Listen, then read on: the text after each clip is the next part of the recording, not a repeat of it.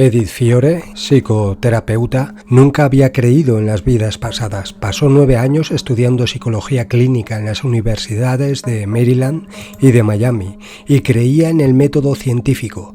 Creía, gracias a Freud, que se podía ayudar a las personas sacando a la luz sus motivaciones más ocultas, por lo que comenzó a usar la hipnosis en su consulta psicoterapéutica en California, siguiendo el método de regresión a edades más tempranas de Freud. Llevaba a sus pacientes al pasado, al origen de su problema actual.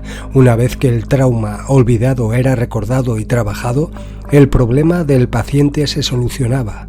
En esa época se estaba descubriendo que con esta técnica era posible retroceder en los recuerdos hasta los primeros meses de vida del paciente, el parto e incluso el útero.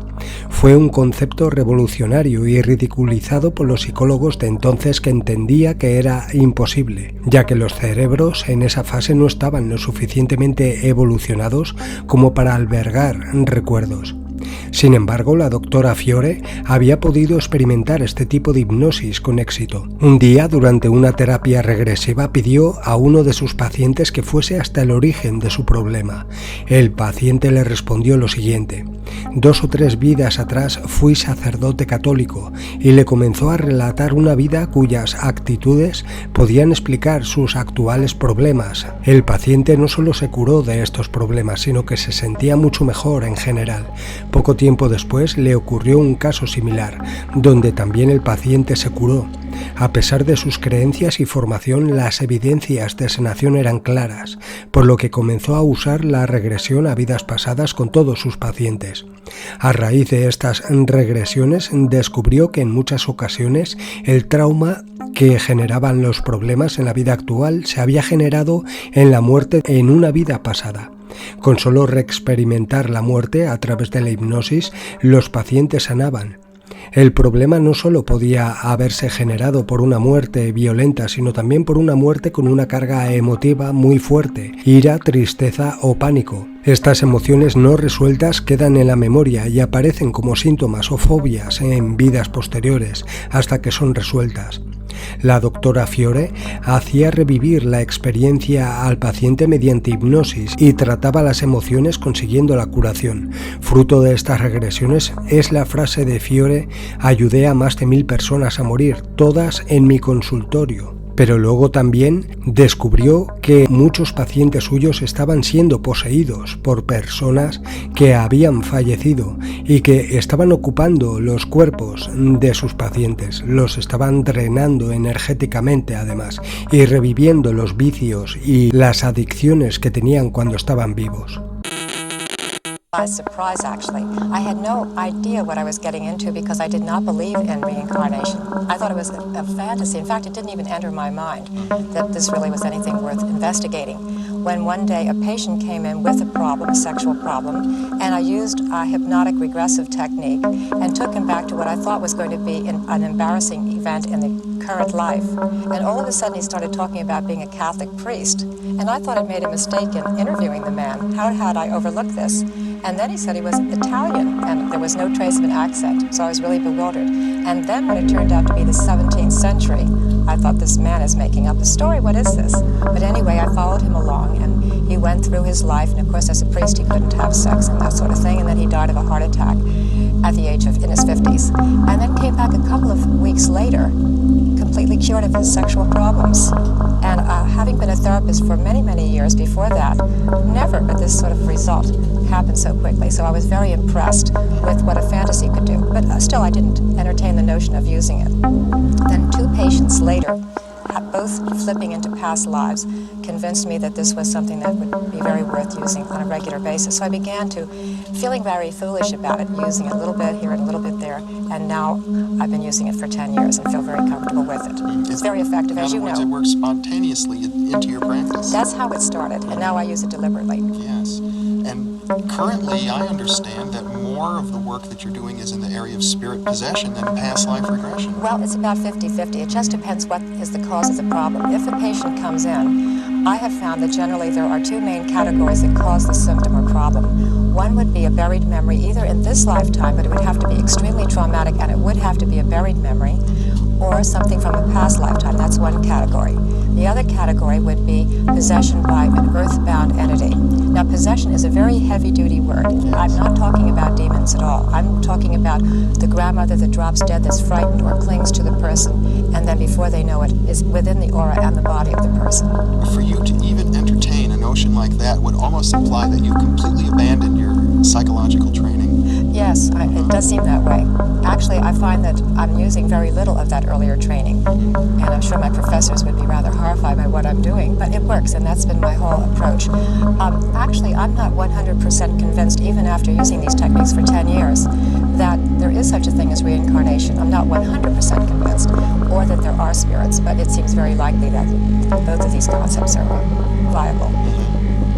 And so in your practice, what is it like when a person comes to you and they're possessed, or you think that they may be possessed? How can you detect such a thing? Well, first of all, I very carefully interview them. And if I find that they have mood swings that are unaccountable, or if they do things that are uncharacteristic of how they really feel they are, or if they have gaps in their memory, or poor concentration, or particularly if they're tired, then I begin to suspect that maybe they have a spirit with them. You see, all of these things can be caused by other factors.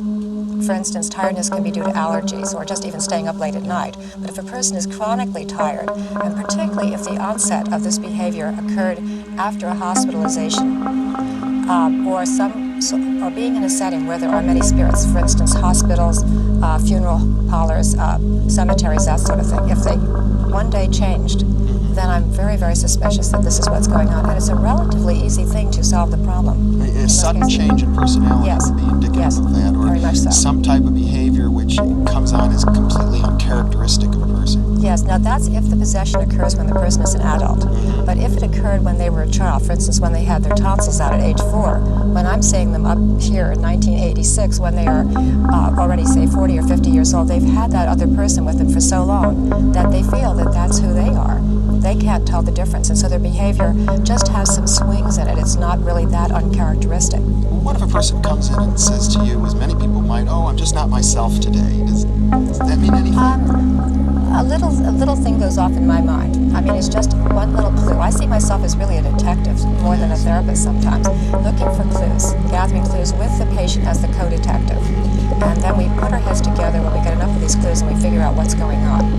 I think it's probably the case that this theory of spirit possession is the oldest therapeutic theory in the world. It would go back to biblical times or earlier, and yet in modern times, most people in the profession, licensed psychologists such as yourself, would say that to entertain these theories is almost a form of delusional behavior itself. And yet you seem to get good results in your practice. I get excellent results with this, and interestingly enough, my colleagues are very open to this. I actually presented a paper to a very austere group of hypnotists, the American Society of Clinical Hypnosis, and they were all very interested and asked many pertinent questions. So I was very happy that they were open-minded about it, finally.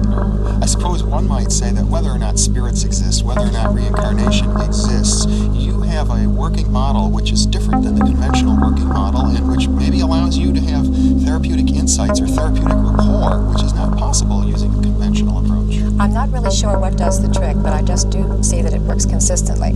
It does seem to me very logical, though, that there are spirits, because, for instance, someone will say that they were fine until their father died, and then since his death, they have found that they're driving the kind of car he likes, that they have a loss of temper, and he had a bombastic temper, and they've even started to smoke the type of cigars that he smokes. All these things were traits, and they don't realize what they're telling me when they're telling me these things at first. And then we actually get in touch with the father. I talk to the father to convince him to go, and as of that moment, the person has changed.